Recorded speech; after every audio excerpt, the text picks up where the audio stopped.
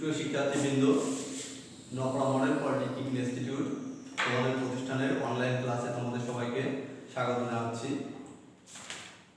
আমরা আজকে ইংলিশ ক্লাসটা দেখব। ইংলিশ ক্লাস আজকে শুরু হচ্ছে। তো ডিপ্লোমা ইন ইঞ্জিনিয়ারিং বা ডিপ্লোমা ইন টেক্সটাইল ইঞ্জিনিয়ারিং যে শিক্ষাক্রম বলি না কেন, এখানে আমরা চারটা ইংরেজি পড়ে থাকি। একটা হলো শুধুমাত্র ইংলিশ, 2 নম্বরে ইংলিশ 1, ইংলিশ 2 এবং কমিউনিকেটিভ ইংলিশ। এর মধ্যে কমিউনিকেটিভ ইংলিশ যে সাবজেক্টটা, এটা মোটামুটি ব্যবহারিক নির্ভর। 60% হলো ব্যবহারিক আর বাকি 40% হচ্ছে থিওরিটিক্যাল। এই সাবজেক্টে প্রায় করোনার আগে আমার ক্লাস শেষ হয়ে গেছে। বাকি ব্যবহারিকটা একটু কম আছে, এটা আমরা করোনা পরে, যেহেতু ব্যবহারিক ক্লাস অনলাইনে এভাবে নেওয়া সম্ভব নয়, ব্যবহারিক ক্লাসটা করোনার পরে আমরা নিতে পারবো। তাহলে এখন আমরা ইংলিশ, ইংলিশ 1 এবং ইংলিশ 2 এই সাবজেক্টটাতে কি কি রিটেন অংশ থাকে এবং কি কি গ্রামার অংশ থাকে সেটা একটু এক নজরে আমরা দেখি। প্রথমে দেখো ডান পাশে আছে রিটেন অংশ। তো রিটেনে কি কি থাকে? প্রথমে আছে কম্পোজিশন বা এসে। তোমরা এসে নামে বেশি চেনো, আমি দুটাই লিখে দিয়েছি। তারপর থাকে প্যারাগ্রাফ, তারপরে dialogue writing, letter, application, CV, আর কিছু থাকে এরকম গ্রামার অংশে। করোনার পূর্বে আমি এগুলো বেশ কিছু অংশ তোমাদের মার্ক করে দিয়েছিলাম। পরীক্ষার জন্য তোমরা প্রস্তুতিও নিয়েছিলে, মোটামুটি এটা কিছুটা শেষ করেছি। আর বাকি যেহেতু এটা রিটেন সাইড, আমরা করোনার পরে বা যদি পসিবল হয় আমি একটা শর্ট সাজেশন করে তোমাদের আইডিতে দিয়ে দেবো, তোমরা এগুলো বাসায় বসে বসে পড়ে নিতে পারবে। কিন্তু তোমাদের যে ভয়টা সেটা হলো বাম পাশে রেখেছি আমি, সেটা হলো গ্রামার অংশ। এই অংশে তোমরা একটু ভয় পাও এবং এই অংশটাকে তোমরা এড়িয়ে যেতে চাও। কিন্তু প্রকৃতপক্ষে যদি তোমাদের ইংরেজি শিখতে হয় তাহলে এইটা হলো ম্যান্ডেটরি। এই পাশটা না শিখে তোমরা কখনোই ইংরেজি শিখতে পারবে না। তোমাদের ডিপ্লোমা ইঞ্জিনিয়ারদের একটা বদনাম আছে, সেটা হলো বলা হয়ে থাকে যে তোমরা ইংরেজিতে একটু দুর্বল। এটা একটা কারণ আছে অবশ্যই, কারণ তোমরা প্রথম 3টা সেমিস্টার বাদে বাকি সবসময় ডিপার্টমেন্ট সাবজেক্টগুলোই বেশি পড়ো, ইংরেজি আর চর্চা হয় না। তাছাড়া তোমাদের মিডিয়া হলো বাংলা মিডিয়াম, তোমরা বাংলাতেই সব কিছু পড়ো, এজন্য ইংরেজিটা আর শেখা হয় না, চর্চা করা হয় না। কিন্তু দেখো, তোমরা সিভিলে পড়ো, ইলেকট্রিক্যালে পড়ো, টেক্সটাইলে পড়ো, সেখানে সাবজেক্টগুলোর নাম কিন্তু ইংরেজিতে। সেখানে যে টেকনিক্যাল ওয়ার্ডগুলো আছে, সার্কিট বা ইকুইপমেন্ট, এই শব্দগুলো সব কিছু তো ইংরেজিতে। অর্থাৎ ইংরেজি না জানলে কিন্তু এগুলো ভালো করে পড়া যাবে না। বর্তমান কালে, সমসাময়িক কালে তোমরা যদি কোনো আধুনিক সিভি দেখো, সেখানে 2টা কথা লেখা থাকে। একটা হলো কম্পিউটার লিটারেসি, আর একটা হলো ল্যাঙ্গুয়েজ স্কিল। তার মানে তুমি তোমার সার্টিফিকেটে যত মার্কস থাকুক না কেন, যত ভালো রেজাল্ট পাও না কেন, তোমার যদি কম্পিউটার লিটারেসি না থাকে এবং ইংরেজিতে ভালো জ্ঞান না থাকে, তাহলে কিন্তু ভালো জায়গায় যেতে পারবে না। চাকরি সবাই পাবে, যারা ডিপ্লোমা ইঞ্জিনিয়ারিং পড়বে সবাই চাকরি পাবে, কিন্তু ভালো জায়গায় যেতে গেলে এই কম্পিউটার লিটারেসি আর ইংলিশ একদম বাধ্যতামূলক। এখন এই দুইটার ভিতর কোনটা আগে শিখবো আমরা? দেখো, কম্পিউটার যদি শিখতে যাই, কম্পিউটার শব্দটা কিন্তু ইংরেজিতে, এবং কম্পিউটারে হার্ডওয়্যার, সফটওয়্যার, তারপরে সফটওয়্যারের ভিতরে তুমি ঢুকে কপি, পেস্ট, কাট, ডিলিট, যাই কিছু থাকুক না কেন, ইনস্টলেশন, আনইনস্টলেশন, সবগুলো শব্দ কিন্তু ইংরেজিতে। তার মানে কম্পিউটার শেখার আগে তোমাকে ইংরেজি শিখে নিতে হবে। ইংরেজি শিখলেই তুমি তারপরে কম্পিউটারটা ভালো করে নিজে নিজে অপারেট করতে পারবে। তোমরা যে স্মার্টফোনগুলো ব্যবহার করো, এই স্মার্টফোনগুলো কিন্তু এক ধরনের কম্পিউটার, মিনি কম্পিউটার। এখন কম্পিউটারে অনেক ফিচার্স, অনেক কিছু কিন্তু এই মিনি কম্পিউটারের ভিতরে বা মোবাইলের ভিতরে দেওয়া আছে।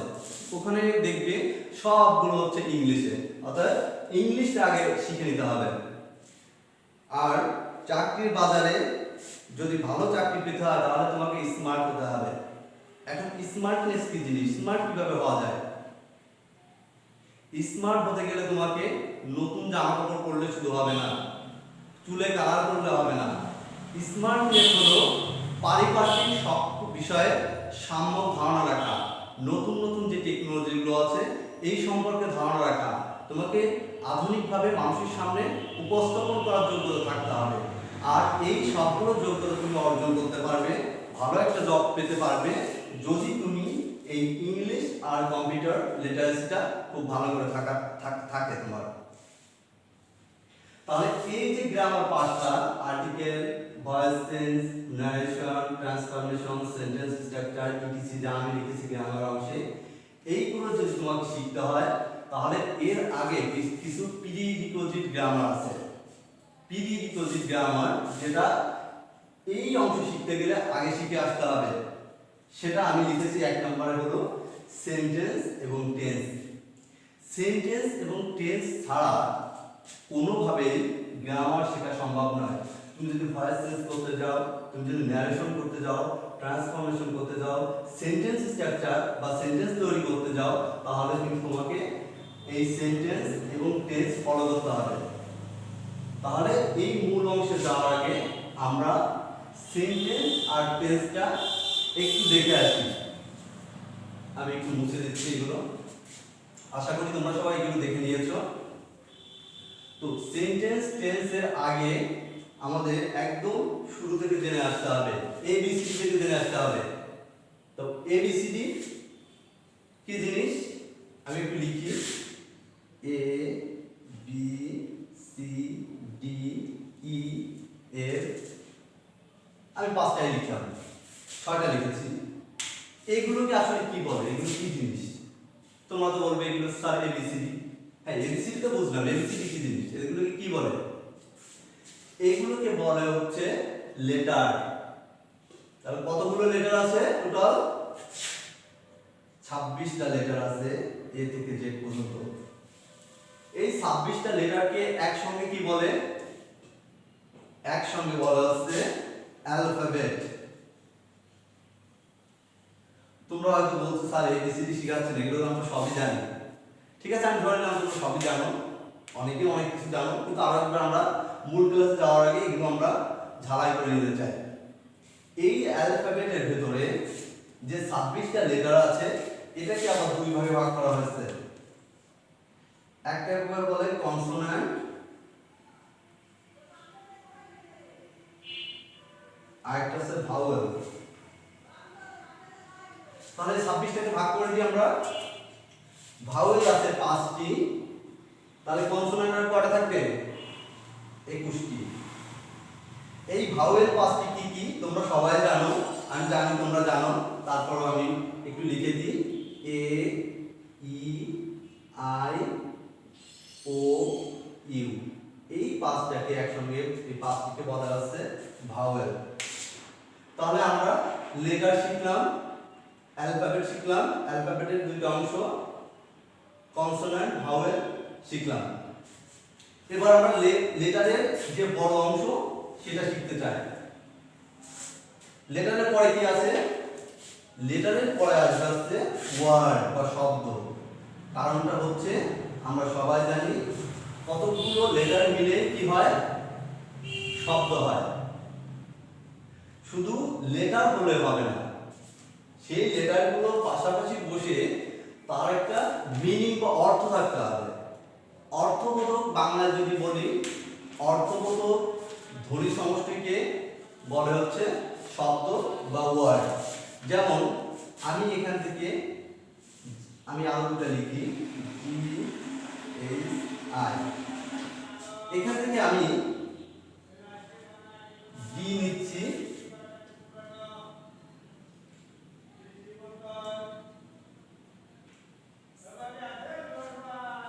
বা এখান থেকে না নিলাম, আমরা তিনটা লেটার নিলাম, একটা হলো বি, একটা নিলাম এ, একটা নিলাম জি। এখানে বি আছে, এ আছে, জি আছে, এইটা নিলাম, পাশাপাশি বসলো। তাহলে বি এ জি পাশাপাশি বসে এটা হলো হচ্ছে ব্যাগ, ব্যাগের বাংলা হচ্ছে খোলে। আমরা বি নিলাম, আবার ই নিলাম, আবার জি নিলাম, বেগ।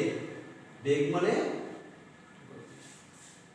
ভিক্ষা করা বা প্রার্থনা করা। কিন্তু যদি আমি বিইজি না লিখে জিই বি লিখি, এটাও কিন্তু একটা ওয়ার্ড হলো, কিন্তু তার কি কোনো মানে আছে? না। তাহলে এটাকে আমরা প্রকৃতপক্ষে একটি ওয়ার্ড বলতে পারি না, কারণ ওয়ার্ড বলতে গেলে তার অর্থ থাকতে হবে। তাহলে ওয়ার্ড কি জিনিস হলো?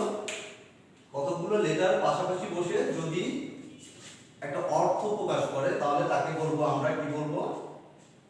ওয়ার্ড বা শব্দ। আমরা আস্তে আস্তে বড় দিকে যাচ্ছি, লেটার থেকে ওয়ার্ডে আসলাম, ওয়ার্ড থেকে কোথায় যাব? সেন্টেন্স।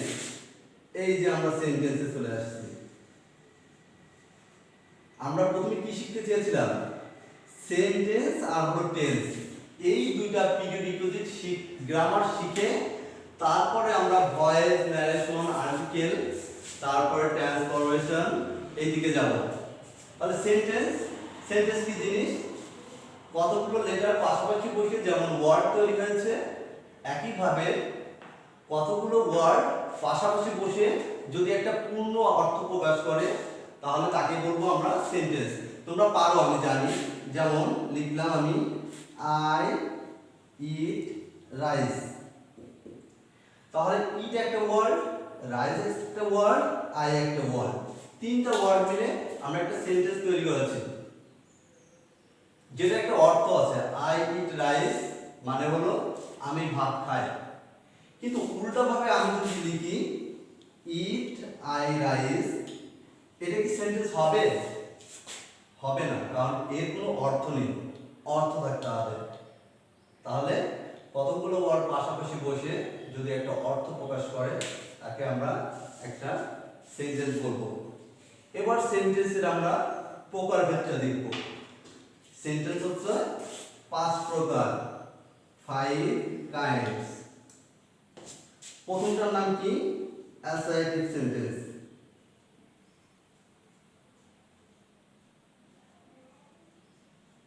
আজকে আমরা সেন্টেন্স দিয়ে শেষ করব, আর নতুন কিছু পড়ব না। অ্যাসার্টিভ সেন্টেন্সের বাংলা হচ্ছে বর্ণনামূলক বাক্য। যে বাক্য দ্বারা কোনো কিছু বর্ণনা করা যায়, যেমন আমি স্কুলে যাই, আমি স্কুলে যাই না, আমি ভাত খাই, আমি ভাত খাই না, সে কলেজে যায় না, সে পড়াশোনা করে না, এরকম যত সেন্টেন্সগুলো আছে তাদেরকে আমরা বলবো হচ্ছে অ্যাসার্টিভ সেন্টেন্স। তাহলে আমি দুটো কথা বললাম, একটা হলো সে স্কুলে যায়, সে স্কুলে যায় না, দুই রকম কথা হলো। তার মানে হচ্ছে অ্যাসার্টিভ সেন্টেন্স দুই প্রকার, একটা হচ্ছে অ্যাফার্মেটিভ। অ্যাফার্মেটিভ মানে হচ্ছে হ্যাঁ বোধক। যেমন তার উদাহরণ যদি আমি দিই আই ইট রাইস, এটা হচ্ছে হ্যাঁ বোধক, অ্যাফার্মেটিভ সেন্টেন্স। আরেকটা তাহলে কি হবে? না বোধক, যেটা না থাকবে, তাই না? Negative, negative sentence. একই ধরনের বাক্য, শুধু নেগেটিভে না থাকবে। তাহলে আমি এটাকে যদি এক্সাম্পল লিখি I do not eat rice, একই সেন্টেন্স দিয়ে আমি উদাহরণ দিলাম, তোমাদের বুঝতে সহজ হবে। যেন একই সেন্টেন্স দিয়ে উদাহরণটা দিলাম, তাহলে এটা হলো হচ্ছে নেগেটিভ সেন্টেন্স। তাহলে এক নম্বরে অ্যাসার্টিভটা আমরা শেষ করে ফেললাম। দুই নম্বরটা অতি সহজ, তোমরা সহজে বুঝতে পারবে, ইন্টারোগেটিভ সেন্টেন্স।